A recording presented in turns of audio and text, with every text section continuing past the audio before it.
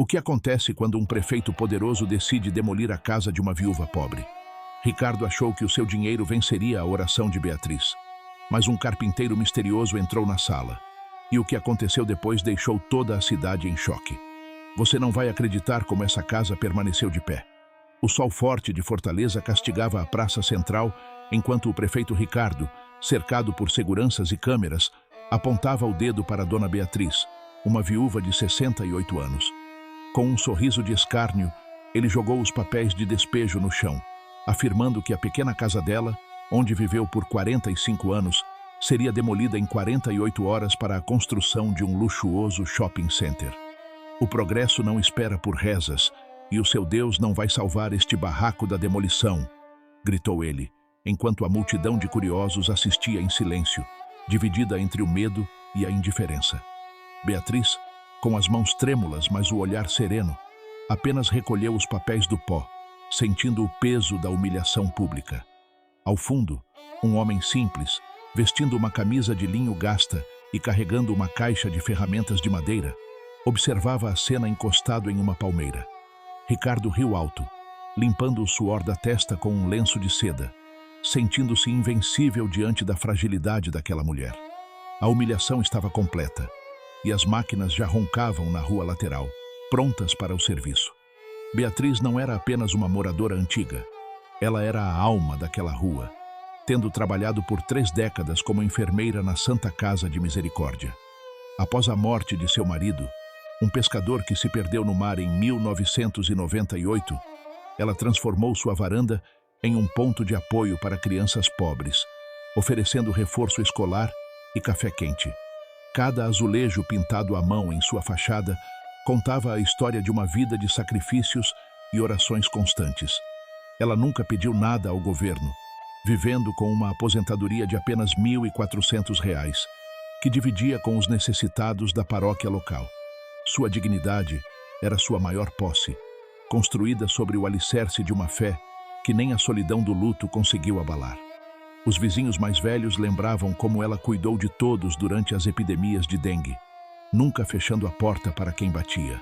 No entanto, a vida de Beatriz começou a desmoronar quando os grandes investidores colocaram os olhos no terreno valorizado perto da orla. Primeiro, vieram as multas ambientais forjadas e o corte misterioso de sua eletricidade por supostas irregularidades. O filho único de Beatriz, que morava em outra cidade, parou de responder às suas cartas após ser pressionado por advogados ligados à prefeitura para vender a parte da herança. Sem apoio familiar e com as economias de uma vida confiscadas por um processo judicial injusto, ela se viu cercada por muros de concreto que cresciam ao redor de seu jardim. O prefeito Ricardo, movido pela ganância de uma comissão de milhões de reais, acelerou o processo de expropriação, tratando a viúva como um entulho no caminho da modernidade. Cada dia que passava, Beatriz perdia um pouco mais de sua paz, vendo seu mundo ser devorado pela corrupção. Você acredita que a justiça dos homens é capaz de calar a voz de quem tem fé? Neste momento de dor, quando o poder parece esmagar a esperança, algo invisível começa a agir nos bastidores do destino. Se você confia que Deus nunca abandona os seus e que a verdade sempre prevalece, deixe seu like e inscreva-se no canal para acompanhar como essa história termina. Será que Dona Beatriz conseguirá resistir ao poder do prefeito? Ou este será o fim de sua história naquela casa? Naquela tarde, o calor em Fortaleza parecia carregar o peso de uma sentença de morte. Dona Beatriz entrou em sua casa e fechou a porta, encostando as costas na madeira descascada. O silêncio lá dentro era cortante, interrompido apenas pelo tic-tac de um antigo relógio de parede que pertenceu ao seu avô. Aquele relógio, com sua moldura de jacarandá escuro, era o símbolo de sua resistência. Ele marcou cada minuto de sua vida naquela rua. Ela olhou para as mãos, que ainda tremiam por causa da humilhação pública na praça. O prefeito Ricardo não queria apenas o terreno. Ele queria apagar a história de uma mulher que nunca se curvou ao seu poder. Beatriz caminhou até a pequena mesa de centro e pegou uma fotografia amarelada de seu falecido marido, sentindo o vidro frio sob os dedos. Eles dizem que Deus não vai me salvar, meu amor, sussurrou ela para o retrato, enquanto uma lágrima solitária percorria o sulco de sua face cansada. Lá fora, O barulho dos operários montando os tapumes de metal ecoava como marteladas em um caixão. O progresso, para alguns, tinha o cheiro de asfalto novo, mas para Beatriz, tinha o gosto amargo da traição. Ela lembrou-se de quando o prefeito ainda era um jovem advogado e pedia seus conselhos sobre como ajudar a comunidade. Como o poder pôde transformar um homem em uma fera tão impiedosa e cega? Ela sentou-se em sua poltrona de balanço, segurando o relógio de jacarandá contra o peito, como se ele pudesse proteger seu coração do impacto das máquinas. A eletricidade continuava cortada, e a penumbra da sala começava a ser invadida pelas luzes alaranjadas dos refletores da obra. Cada batida do relógio parecia um aviso de que o tempo estava se esgotando, e a justiça humana parecia ter tirado férias daquela cidade litorânea. Foi quando ela ouviu um barulho suave vindo do quintal, um som de madeira sendo trabalhada com precisão. Beatriz levantou-se com dificuldade e caminhou até a janela da cozinha, que dava para os fundos da propriedade. Lá estava o homem que vira na praça, aquele com a camisa de linho gasta e a caixa de ferramentas de madeira. Ele estava consertando a cerca de madeira que os operários da prefeitura haviam derrubado por acidente mais cedo. Ele não usava luvas, e seus movimentos eram lentos, mas cheios de uma força que Beatriz não conseguia explicar. "Senhor, não precisa fazer isso", disse ela, abrindo a porta dos fundos. "Amanhã tudo isso será destruído pelas máquinas do prefeito." O homem parou o que estava fazendo e olhou para ela com olhos que pareciam conter toda a paz do oceano em um dia de calmaria. "Nada do que é construído com amor e verdade pode ser verdadeiramente destruído", respondeu ele, com uma voz profunda que fez o peito de Beatriz se aquecer. Ele se aproximou e pediu um copo de água, exatamente como um viajante cansado faria após uma longa jornada sob o sol. Ao entrar na cozinha simples, o estranho não demonstrou pena da situação dela, mas sim um respeito profundo, como se estivesse em um palácio. Ele pegou o copo de barro que ela lhe estendeu e bebeu devagar, fechando os olhos por um instante. Beatriz notou que as mãos dele tinham cicatrizes antigas, marcas de quem conhecia bem o trabalho duro e o peso do fardo alheio. O relógio na sala, que antes parecia contar os segundos para o desastre, de repente soou as horas com um tom cristalino e renovado. Enquanto isso, no gabinete luxuoso da prefeitura, Ricardo brindava com empresários estrangeiros o sucesso do novo empreendimento imobiliário. Ele olhava para a planta do shopping center, onde a casa de Beatriz era apenas um ponto vermelho marcado para a exclusão. "Aquela velha não sabe o que é o mundo real", dizia ele entre gargalhadas, enquanto assinava os últimos documentos da demolição. Mas, ao segurar a caneta de ouro, Ricardo sentiu uma pontada estranha no peito, um desconforto que o álcool não conseguia apagar. Ele olhou para a janela e viu a silhueta da cidade, mas por um segundo, os prédios pareceram feitos de papel, prontos para serem soprados pelo vento. A confiança cega do prefeito era seu maior escudo, mas também seria a sua maior armadilha naquela noite de decisões sombrias. De volta à casa de Beatriz, o homem chamado Gabriel sentou-se à mesa e começou a falar sobre as árvores que ela plantou no quintal. Ele sabia detalhes que ninguém mais sabia, como o nome da mangueira que o marido dela plantou no dia em que descobriram que teriam um filho. "A paciência é a raiz que sustenta a árvore durante a tempestade", disse ele, tocando a mesa de madeira com a palma da mão. Beatriz sentiu que não estava mais sozinha, que a solidão que a acompanhava desde 1998 havia sido dissipada por aquela presença.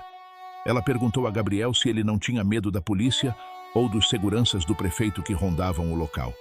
Ele apenas sorriu e disse que o medo é uma sombra que desaparece quando a luz da verdade se torna forte o suficiente. A noite avançava, e o contraste entre a paz dentro daquela casinha e o caos das máquinas lá fora era quase surreal. O prefeito deu a ordem final por telefone: "Comecem ao amanhecer. Não quero nenhum atraso, nem que tenham que arrastar aquela mulher para fora."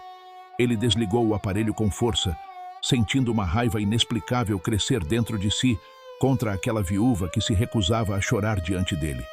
Ricardo não entendia que a força de Beatriz não vinha de advogados ou de contas bancárias, mas de uma fonte que ele havia esquecido há muito tempo.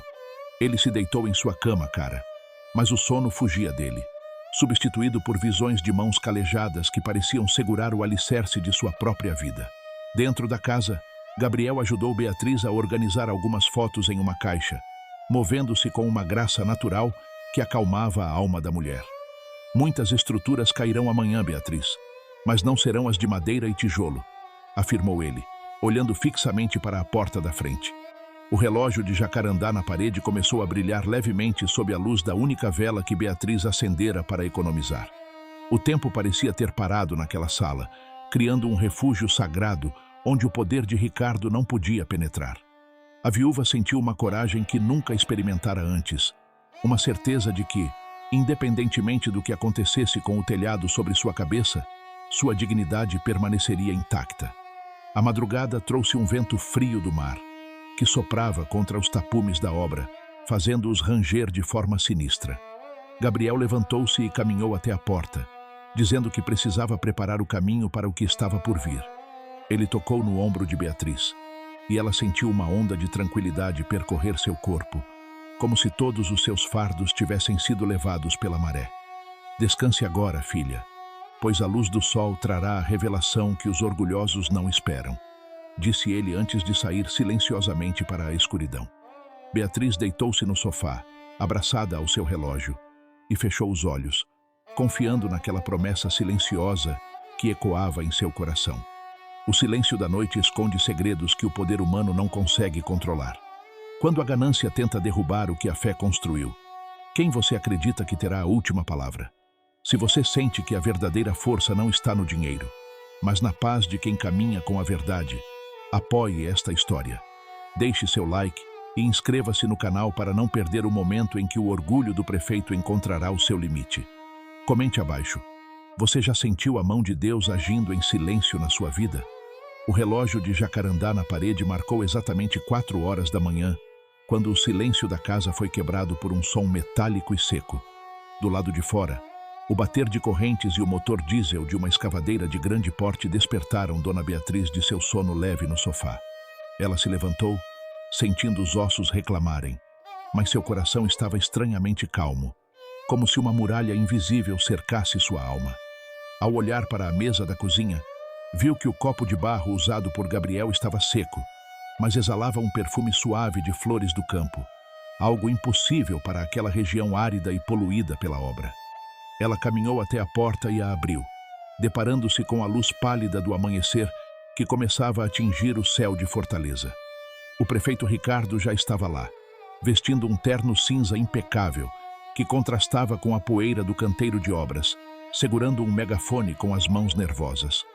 Dona Beatriz, o prazo acabou e a paciência da cidade também, gritou ele, sua voz ecoando pelas paredes das casas vizinhas que ainda permaneciam fechadas por medo.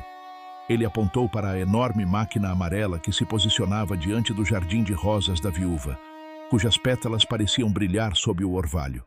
Ricardo parecia possuído por uma urgência sombria, como se destruir aquela casa fosse a única maneira de provar que ele ainda detinha o controle sobre o destino das pessoas.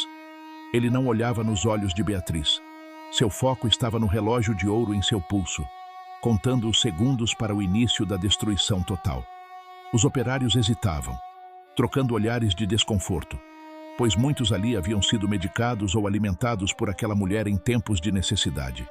De repente, por entre as máquinas e os montes de areia, surgiu novamente o homem de camisa de linho gasta. Ele caminhava com uma serenidade que fazia o barulho dos motores parecer distante e insignificante. Gabriel levava consigo apenas uma pequena talhadeira de metal e um martelo de madeira, ferramentas simples de um artesão. Ele não gritou, não ergueu a voz e não fez gestos bruscos, mas sua presença fez com que o operador da escavadeira desligasse o motor sem que ninguém desse a ordem. O prefeito Ricardo sentiu um calafrio percorrer sua espinha ao ver aquele estranho se colocar exatamente entre a lâmina de metal da máquina e o portão de madeira da casa. "Saia da frente, seu andarilho!", esbravejou o político, mas suas pernas tremeram de uma forma que ele não conseguia esconder.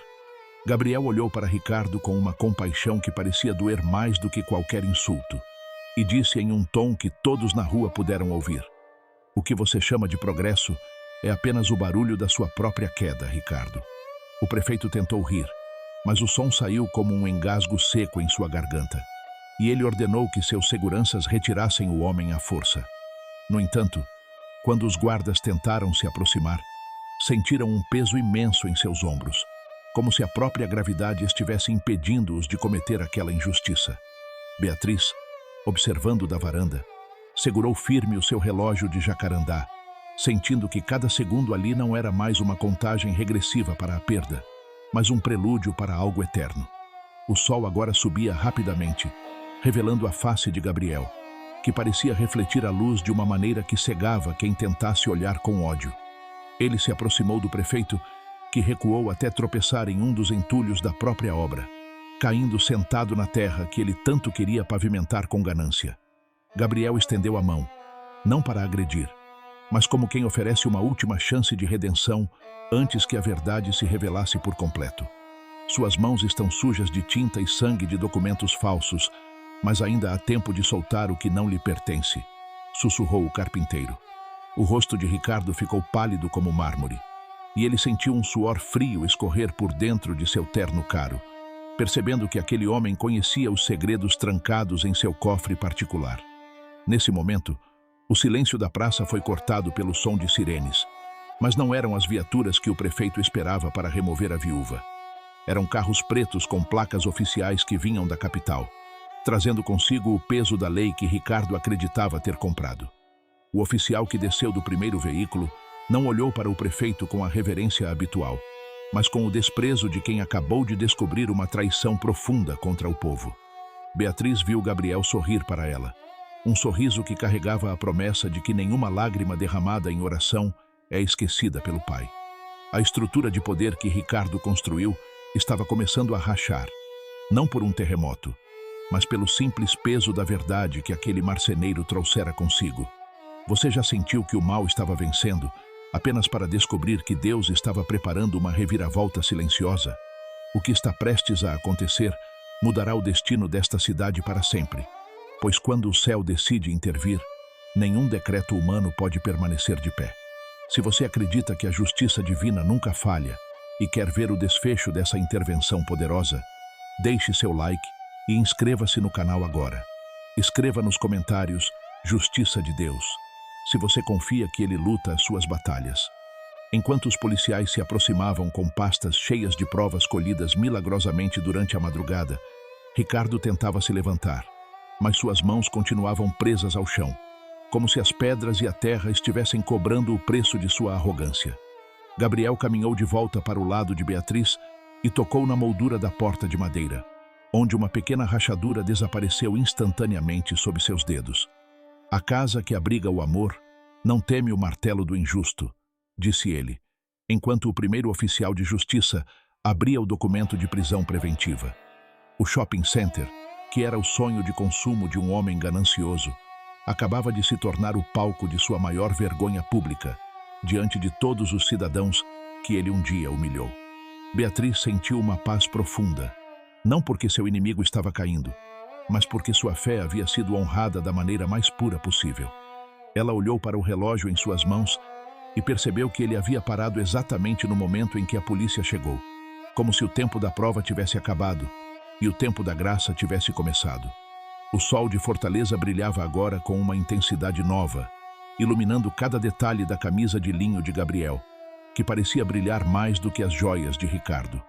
A batalha pela pequena casa estava apenas começando a ganhar contornos que ninguém na terra poderia ter planejado sozinho, provando que o carpinteiro de Nazaré ainda caminha entre nós, protegendo os humildes. O silêncio que se instalou na rua era tão denso que se podia ouvir o farfalhar das palmeiras ao longe. O prefeito Ricardo permanecia sentado no chão, com o terno cinza manchado pela terra vermelha que ele tanto desprezava. Seus olhos saltavam das órbitas enquanto via os agentes federais desembarcarem com maletas de couro cheias de mandados. O oficial principal, um homem de rosto severo chamado Dr. Arnaldo, caminhou diretamente até ele sem dizer uma palavra inicial de cortesia. Ricardo tentou balbuciar algo sobre suas conexões políticas, mas sua voz falhou miseravelmente, saindo apenas como um chiado rouco. Ele olhou para Gabriel, que permanecia imóvel ao lado de Dona Beatriz, e viu algo que o aterrorizou mais do que a prisão.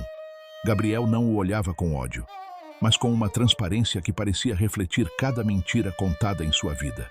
Ricardo Oliveira, o senhor está sob custódia por fraude em licitação, desvio de verbas públicas e falsificação de documentos ideológicos, declarou o doutor Arnaldo. O prefeito sentiu suas pernas pesarem como se fossem feitas de chumbo, incapaz de se levantar para manter o pouco de dignidade que lhe restava. Ele tentou esconder as mãos trêmulas, mas elas pareciam atrair a luz do sol, revelando a rigidez que ainda as dominava. Enquanto os agentes começavam a lacrar as máquinas de demolição, a multidão de vizinhos saía de suas casas, perdendo o medo que os prendia. Eles formaram um círculo ao redor da cena, observando em silêncio o gigante de barro desmoronar diante de uma viúva e um carpinteiro. A justiça que Beatriz buscava em oração por 45 anos batia à sua porta de forma física e irrefutável. Gabriel deu um passo à frente e tocou levemente o metal frio da escavadeira que estava a centímetros do portão de Beatriz. No momento em que seus dedos calejados encostaram na máquina, o motor, que estava desligado, emitiu um som de metal se partindo. Uma rachadura profunda correu por todo o braço mecânico da escavadeira, tornando-a permanentemente inútil para qualquer destruição. Ricardo soltou um grito abafado, pois sentiu uma dor aguda em seu próprio braço, como se estivesse conectado àquela máquina de opressão. Ele percebeu, tarde demais, que o mal que planejamos para os outros sempre encontra um caminho de volta para casa. O carpinteiro olhou para o céu e depois para Beatriz, fazendo um sinal silencioso de que a tempestade estava finalmente passando. Os agentes federais começaram a ler em voz alta os detalhes das provas que haviam recebido anonimamente naquela madrugada. Eram registros de contas em paraísos fiscais e conversas gravadas que detalhavam o plano de expulsar Dona Beatriz para valorizar o shopping center. Ricardo tentava negar, gritando que tudo era uma armação de seus inimigos políticos, mas as provas eram precisas demais. O doutor Arnaldo mencionou um detalhe que fez o prefeito paralisar. Temos até as notas fiscais da madeira que o senhor roubou da reserva ambiental. Ao ouvir a palavra madeira, Ricardo olhou para a caixa de ferramentas de Gabriel e viu um brilho dourado emanar de dentro dela. Ele percebeu que não estava lutando contra uma mulher velha, mas contra o próprio alicerce da criação. O medo transforma o homem, mas a verdade o liberta, mesmo que seja através da dor de perder tudo o que é falso. Você já sentiu que o seu mundo estava caindo, apenas para perceber que era Deus removendo o que não prestava? Se esta história está tocando o seu coração e mostrando que ninguém é poderoso o suficiente para enganar ao Senhor, apoie nosso trabalho. Deixe seu like, inscreva-se no canal e compartilhe este vídeo com alguém que precisa de esperança hoje. Escreva nos comentários, Deus vê tudo, para confirmar sua confiança na justiça divina. Beatriz aproximou-se de Ricardo, ignorando o barulho das sirenes e a agitação dos repórteres que começavam a chegar ao local. Ela não carregava pedras, mas sim o seu relógio de jacarandá, que voltara a bater com um som firme e constante. O Senhor disse que o meu Deus não salvaria este barraco, disse ela com uma voz suave, mas que cortava o ar como uma lâmina.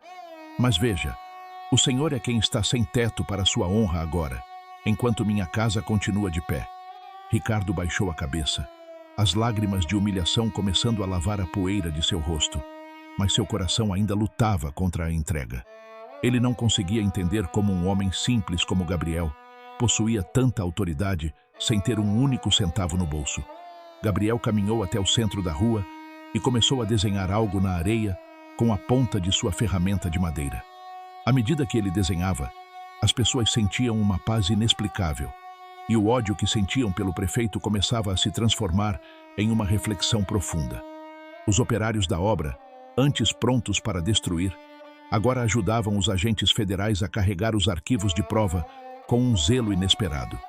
O sol de Fortaleza atingiu o ponto mais alto, eliminando todas as sombras daquela praça, revelando a verdade nua e crua. Beatriz sentiu que o peso de 1998 finalmente havia sido retirado de seus ombros, pois a justiça não era apenas sobre punição. A justiça divina, ela percebeu, era sobre restaurar o lugar de cada alma no desenho de Deus, e sua casa era o centro desse novo começo. Enquanto os policiais federais algemavam o prefeito Ricardo, Um silêncio sobrenatural tomou conta da rua, interrompendo até o barulho das ondas que quebravam na orla de Fortaleza. O político, antes tão altivo em seu terno de grife, agora parecia encolher sob o olhar de seus próprios eleitores e vizinhos. Ele olhou para as mãos, que ainda ardiam e permaneciam rígidas, sentindo que cada centavo desviado pesava como uma rocha sobre seu peito. A justiça dos homens estava sendo feita, mas Ricardo percebia que havia algo muito mais profundo acontecendo naquele canteiro de obras. Ele desviou o olhar para o lado e viu Gabriel, o carpinteiro, observando a cena com uma tristeza profunda nos olhos. A tristeza de quem vê um filho se perder por escolha própria. Gabriel não celebrava a queda do homem. Ele lamentava o vazio da alma que o levara até ali. Dona Beatriz caminhou lentamente até o meio da rua, segurando o seu relógio de jacarandá como se fosse um escudo sagrado contra a maldade. Ela parou diante de Ricardo, que agora estava de joelhos, sendo conduzido para o banco de trás da viatura preta. A sua pressa em destruir o meu lar fez com que o Senhor esquecesse de construir o seu próprio caráter, disse ela, sem qualquer traço de vingança na voz. O prefeito tentou desviar o rosto, mas a presença de Gabriel, que agora se aproximava silenciosamente, o obrigava a encarar a realidade de seus atos. O carpinteiro colocou a mão no teto do carro da polícia e, por um instante, o metal pareceu vibrar sob seu toque. Ele olhou diretamente para Ricardo e disse: "O poder que você usou para oprimir os pequenos é o mesmo que hoje te trancafia no silêncio da sua própria consciência." Nesse momento, um dos empresários que acompanhava o prefeito tentou fugir pelos fundos da obra, mas tropeçou em uma pilha de tábuas que Gabriel havia organizado perfeitamente minutos antes. As tábuas caíram de tal forma que bloquearam a saída, forçando o homem a encarar os oficiais. Era como se a própria matéria-prima do trabalho de Gabriel estivesse colaborando com a verdade, impedindo que qualquer injustiça ficasse sem resposta. Beatriz viu Gabriel sorrir para ela mais uma vez, um sorriso que dissipava todo o cansaço de uma vida de trabalho na Santa Casa. Ela percebeu que aquele homem de camisa de linho não era apenas um viajante, mas o próprio fundamento sobre o qual a vida dela havia sido edificada durante décadas de oração e serviço aos pobres. A multidão começou a se dispersar lentamente, mas o clima na rua havia mudado para sempre. Não havia mais o clima de derrota ou de medo que o shopping center impunha com seus muros de concreto. Os operários da construção, muitos deles homens simples do sertão, começaram a retirar seus capacetes e a se aproximar de Dona Beatriz para pedir desculpas. Eles eram apenas ferramentas nas mãos de um governo corrupto, mas agora sentiam que haviam sido libertos de um fardo pesado. Um deles, um jovem chamado Tiago, entregou a Beatriz uma pequena flor de plástico que encontrara nos entulhos. Um gesto simples que simbolizava o início da restauração de sua dignidade. O sol agora brilhava sobre a casa de Beatriz, destacando os azulejos pintados à mão, que pareciam ter ganhado cores novas e vibrantes.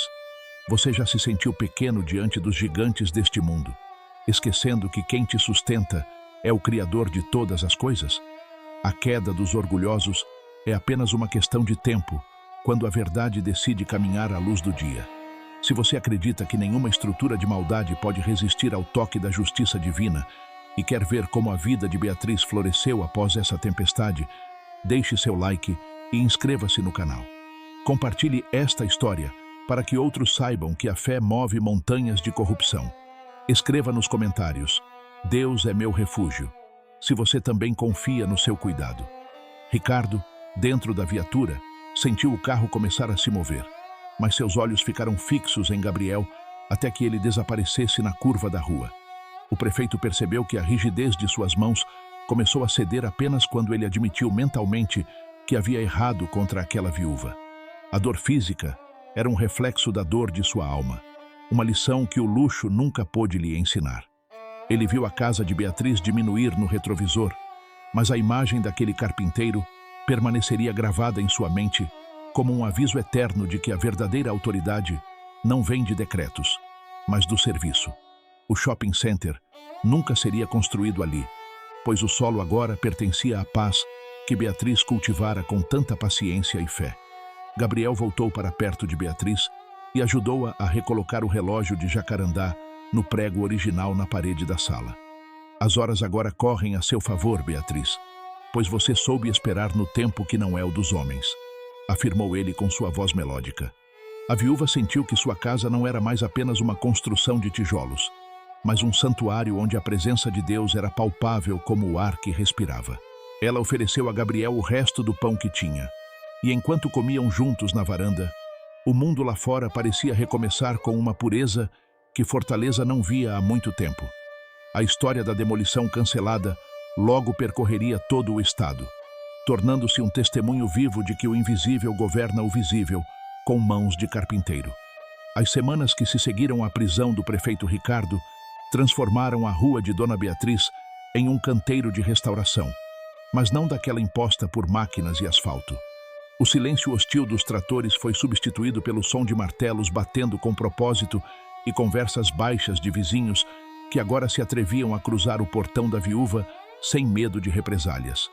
A casa, que antes era o alvo de um shopping center luxuoso, tornou-se o epicentro de uma mudança invisível que percorria toda a Fortaleza. O projeto do centro comercial foi embargado definitivamente pela Justiça Federal, e os bens de Ricardo foram congelados para pagar as indenizações devidas às famílias que ele tentou expulsar. No entanto, o maior milagre não estava nos tribunais, mas na varanda de Beatriz, onde o carpinteiro Gabriel ainda passava parte de suas tardes, esculpindo novos suportes para o telhado que o tempo e a negligência haviam desgastado.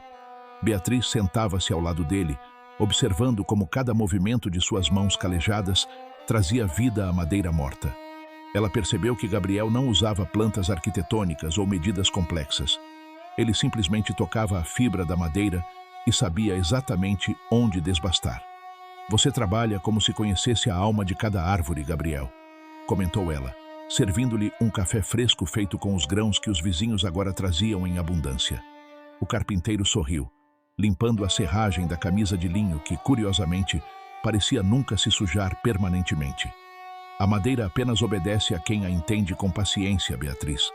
O mundo seria diferente se os homens tratassem uns aos outros com o mesmo respeito que um mestre trata o cedro, respondeu ele, e sua voz parecia carregar o peso de milênios de sabedoria. Enquanto isso, na cela fria do presídio estadual, o ex-prefeito Ricardo enfrentava uma realidade que o luxo de sua antiga vida nunca o preparara para suportar. Suas mãos, que antes assinavam decretos de expulsão, agora estavam ocupadas em limpar o chão de cimento da galeria. A paralisia e a queimação que sentira no dia da demolição haviam cessado, mas deixaram uma sensibilidade estranha. Toda vez que ele tentava mentir para seus advogados, sentia um formigamento agudo nas pontas dos dedos. Ele passava as noites olhando para o teto, vendo a imagem do homem de camisa de linho projetada nas sombras da parede. A queda de Ricardo não foi apenas política. Foi o desmoronamento de um castelo de cartas construído sobre o sofrimento alheio. E agora, ele estava cercado apenas pelos escombros de sua própria ganância. Um dia, uma carta chegou à prisão para Ricardo. Não era de seus aliados políticos, que o haviam abandonado assim que as algemas foram fechadas, nem de sua família, que se escondia da vergonha pública. A carta era de Dona Beatriz. Dentro do envelope, não havia cobranças ou palavras de ódio, mas sim uma pequena foto da mangueira que o marido dela plantara, agora carregada de frutos. No verso, apenas uma frase escrita com caligrafia firme. O perdão é a única chave que abre as portas que o dinheiro não alcança. Ricardo chorou pela primeira vez em 30 anos. Um choro que não era de autopiedade, mas de um arrependimento genuíno que começava a perfurar a couraça de seu orgulho. Ele percebeu que a viúva possuía uma riqueza que ele nunca soube como conquistar. Uma paz que não dependia de contas bancárias. A verdade tem o poder de libertar o prisioneiro, mesmo que ele continue atrás das grades. Você acredita que um coração endurecido pelo poder pode realmente florescer através do perdão de quem ele mais feriu? Se esta transformação toca a sua alma e te faz crer que para Deus nada é impossível, mostre sua gratidão. Deixe seu like, inscreva-se no canal e ative as notificações para acompanhar o florescer desta nova vida. Escreva nos comentários: "Eu escolho perdoar", para fortalecer sua caminhada espiritual e inspirar outros que carregam o peso do rancor. Naquela mesma tarde, Gabriel terminou de esculpir um banco de madeira para o jardim de Beatriz. Ele entalhou flores e videiras tão reais que pareciam exalar perfume sob o sol de Fortaleza. Quando terminou, ele chamou Beatriz e pediu que ela se sentasse. Esta casa agora é um porto seguro, filha.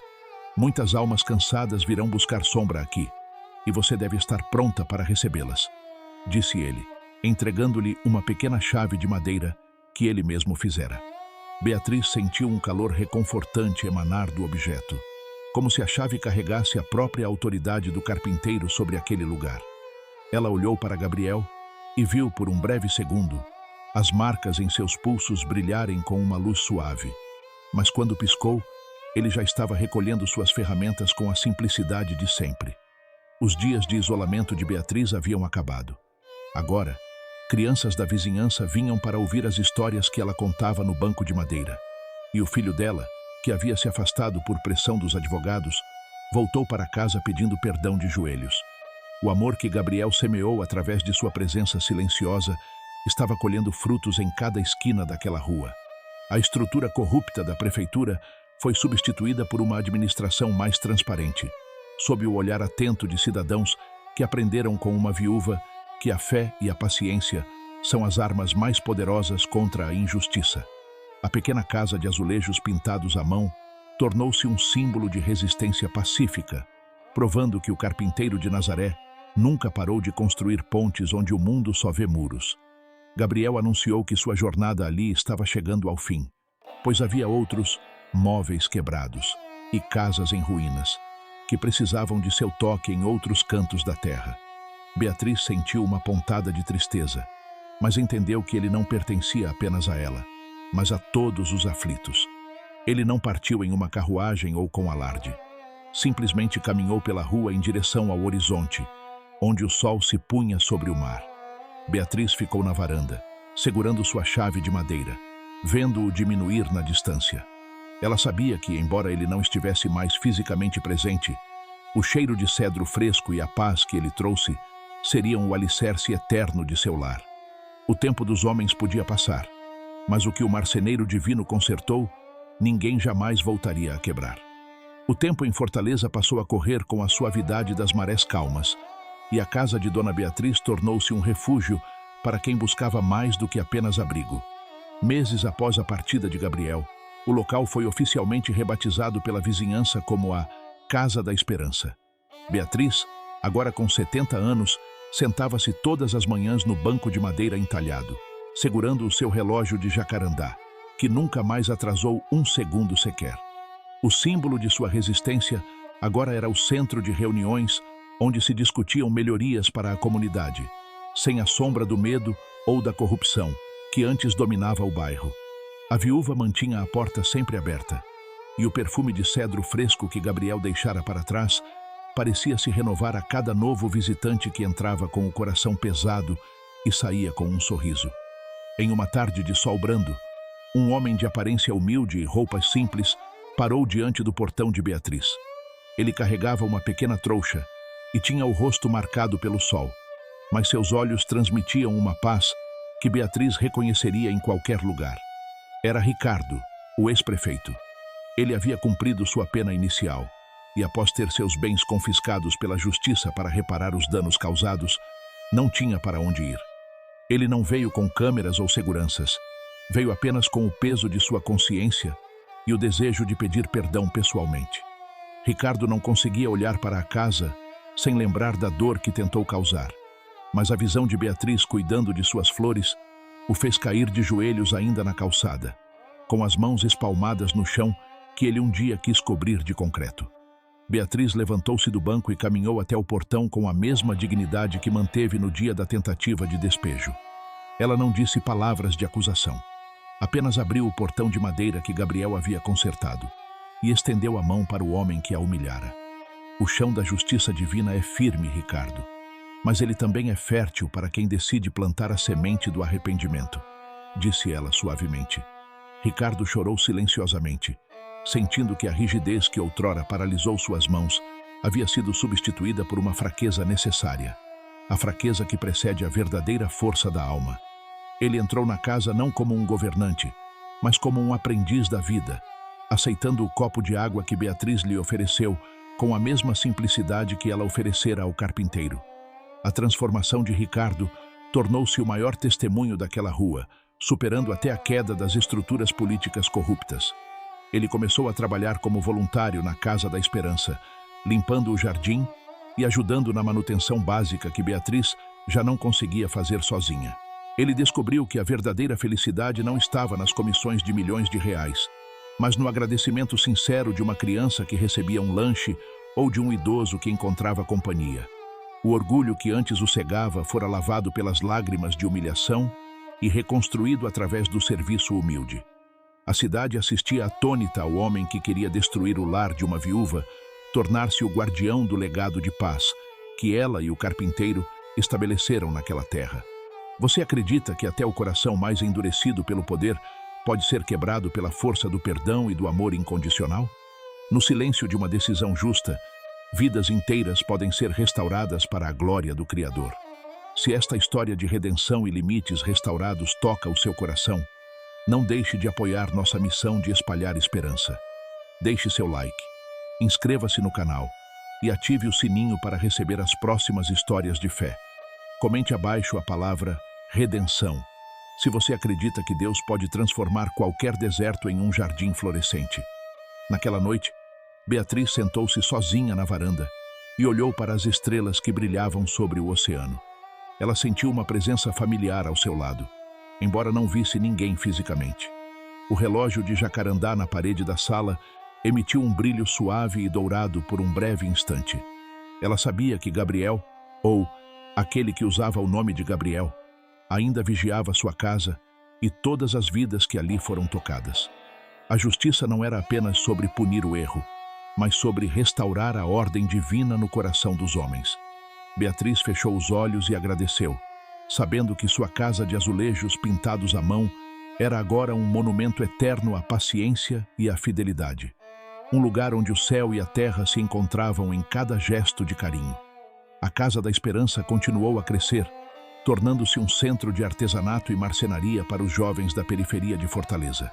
Ricardo, usando as mãos que antes eram paralisadas pelo pecado, agora ensinava outros a construir e a reparar, sempre contando a história do dia em que um carpinteiro de camisa de linho o ensinou o que é a verdadeira autoridade.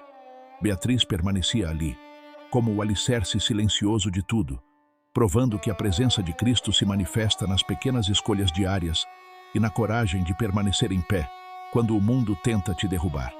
A história da viúva e do prefeito não terminou em vingança, mas em uma sinfonia de paz que ecoaria por gerações naquelas areias brancas. Os anos passaram como o sopro constante do vento que molda as dunas do Ceará, e a pequena casa de Dona Beatriz tornou-se um marco vivo na história de Fortaleza. A Casa da Esperança não era mais apenas uma residência, mas um santuário de dignidade, onde o tempo parecia ter uma cadência diferente, marcada pelas batidas precisas do relógio de jacarandá. Beatriz, agora com a pele tão rendada quanto os tecidos que as mulheres da vizinhança produziam na sua varanda, mantinha o hábito de olhar para a estrada ao entardecer. Ela sabia que a justiça divina não é um evento único, mas uma presença contínua que se renova a cada decisão de paz. Ricardo, o homem que um dia empunhou o ódio como arma, agora envelhecia servindo aquela mesma comunidade, sendo o exemplo vivo de que ninguém está longe demais para ser alcançado pela misericórdia. Suas mãos, antes ávidas por dinheiro, agora eram mãos que plantavam, que limpavam e que ensinavam o valor do suor honesto, provando que o carpinteiro de linho branco havia realizado nele a sua obra mais difícil e bela. Na última noite em que Beatriz esteve naquela casa, antes de se recolher para o seu descanso eterno, ela sentou-se na poltrona de balanço e segurou a pequena chave de madeira que Gabriel lhe deixara. O silêncio da sala foi preenchido por uma luz suave que não vinha de lâmpadas ou velas, mas parecia emanar das próprias paredes de madeira e tijolo. Ela ouviu passos leves na varanda, o som rítmico de sandálias sobre o piso de azulejo, e um perfume intenso de cedro e flores do campo invadiu o ambiente. Gabriel apareceu na porta, não mais como o operário com ferramentas, mas como o dono da casa que voltava para buscar o que lhe pertencia. Ele não disse palavras de despedida, Apenas estendeu a mão e disse com a autoridade de quem governa as estrelas: Bom trabalho, minha serva fiel. A casa está pronta e o seu lugar na mansão do Pai também. Beatriz fechou os olhos com um sorriso de infinita gratidão, sentindo que sua vida fora a melhor construção que o mestre carpinteiro poderia ter realizado. A moral desta história é que as estruturas de poder humano, por mais sólidas que pareçam, são feitas de poeira e vaidade diante da verdade eterna. A verdadeira força não reside em máquinas, decretos ou contas bancárias, mas na paciência de quem sabe que Deus caminha ao lado dos humildes em cada pequena injustiça do cotidiano. Dona Beatriz não venceu o prefeito com gritos ou vingança, mas com a presença silenciosa de Cristo, que ela convidou para entrar em seu lar, através da sua fé inabalável. O mal sempre acaba por se autodestruir, revelando as rachaduras em seus próprios alicerces, enquanto o que é construído com amor e perdão permanece inabalável através das eras.